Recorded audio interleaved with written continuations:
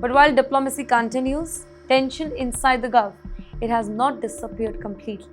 Because Iran is once again making strong statements about the American military presence in the region. Well, the war may have slowed down, the negotiations may have begun, but the rhetoric, it has certainly not disappeared. This particular week, Iran once again criticized the United States military presence in the Gulf.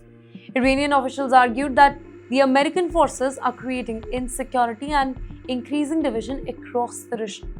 This particular statement, it came shortly after a joint declaration issued by the United States and members of the Gulf Cooperation Council. Here, Tehran described the whole position as intervention, provocation, and irresponsible. And wait, at the center of this discussion is one of the world's most strategically important waterways, the Strait of Hormuz. Every single day, millions of barrels of oil travels through this narrow passage. So any disruption immediately affects global energy prices. In fact, financial markets, shipping companies, and consumers around the globe. And that is why every statement coming from Iran, it is closely monitored now. And yes, at the very same time, another important development has taken place.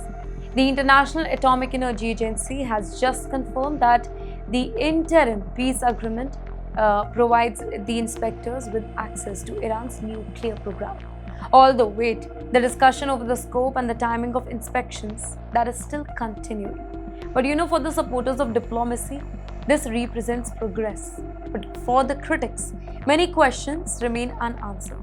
Can inspections guarantee transparency here? In fact, will sanctions eventually be lifted? Can both the ends trust each other enough to reach a permanent agreement? These answers, they are still uncertain. But one thing is becoming increasingly clear. The next few weeks could determine whether this peace process, it succeeds or it collapses.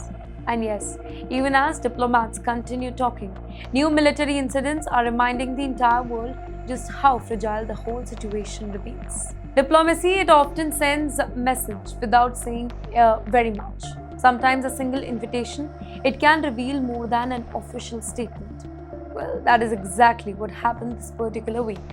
Ladies and gentlemen, Iran has reportedly invited the Prime Minister of India, Mr. Narendra Modi, to attend the funeral ceremony of their former Supreme Leader, Ayatollah Ali Khamenei. This information, it comes at a time when the whole West Asia, it is still recovering from weeks of conflicts, uncertainty, intense diplomatic negotiations.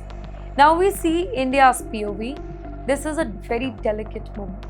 New Delhi shares long-standing civilization ties with Iran.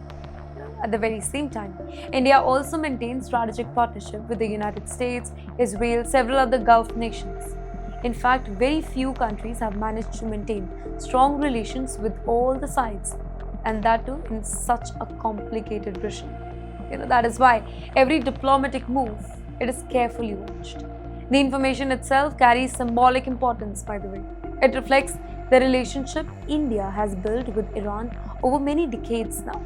Energy cooperation, connectivity projects like Chabar Port, cultural exchanges and historical links have connected both the nations despite any changing global policy. And yes, at the very same time, the Indian government has advised its own citizens to avoid any non-essential travel to Iran until and unless the security situation improves completely. Although conditions have become more stable in recent days, but officials, they continue to exercise caution here. This highlights the difficult balancing act India faces. Protect strategic partnership, maintain diplomatic neutrality, safeguard Indian citizens, and continue engaging with all the superpowers. And that balancing act, it has become one of India's biggest strengths on the global stage.